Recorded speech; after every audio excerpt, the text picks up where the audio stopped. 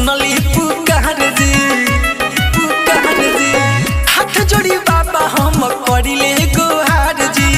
सावन में हमर होत सुनली पुकार जी दिल में बस सपना ओती हम लेके काम रउआ नगर में देव घर में देव घर में देव घर में देव घर में फिर ही नजर बाबा हमरे ऊपर छलके ना चल डगर में देव घर में देव घर में देव घर में देव घर में घर में घर में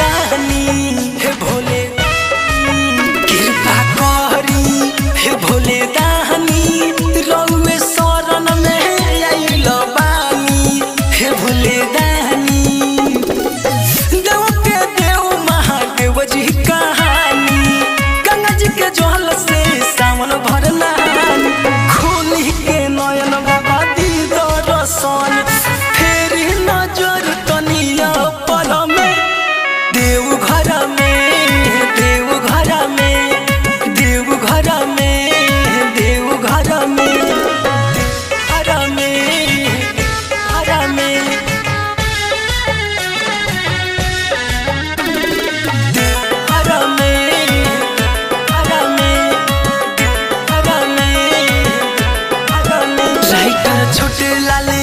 आई तपे काले धरेला जल खड़ा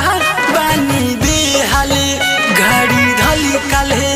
घड़ी काले राइटर छोटे लाले आई तपे काले धरेला जल खड़ा बानी बेहाले घड़ी धली काले